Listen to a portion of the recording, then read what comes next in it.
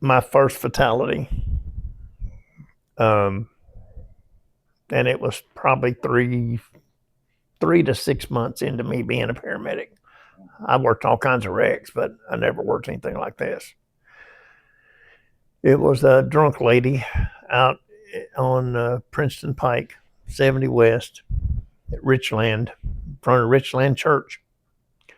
She went off the road, went in the ditch, up in the air, came down and flipped end over end.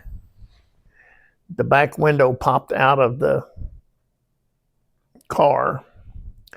She got ejected. She didn't have a seatbelt on. She got ejected feet first out of the car. And when I got there, they said part of her's in the field. I said, part of her? They said, just go over there and look. You're not going to believe it. So I took my flashlight out and I went over and looked in the car. I looked in the front seat, looked in the back seat, and I looked in the back seat. I was like, oh my God. There was this head sitting in the back seat. Eyes closed, just sitting there.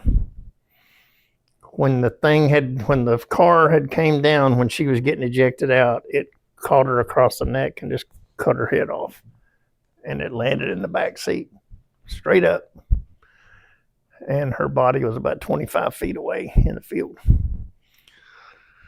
That was a rude awakening for me. I'd never seen anything like that before. I saw a guy blow his head off with a sawed-off shotgun.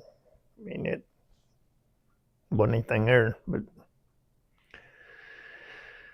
and the same cop that worked it was funny because it was Lonnie Kavanaugh. He was a state trooper. He's retired now. He pulled up and he said, brother, what you got? And I said, I'm going to need your help on this car wreck. And he said, what do you need? And he said, what do you need? And I said, I need you to come over here and I want you to hold this bio bag and I'm going to put this head in it like that. And he goes, ooh wee. He said, brother, it ain't going to happen. And I said, you told me that you would do anything that I ask. He said, I will, short of that. He said, because black people and body parts don't go together. So I said, you big sissy. I said, you said you was going to help me out. He said, no, brother, I got to draw the line somewhere. So he worked this one where the guy blew his head off too. And he come walking across there. He was late getting there because he was a detective. And he come across there and I said, Lonnie, like that? And he said, yeah, brother. I said, it's not quite as bad as what we saw on that car wreck. He went,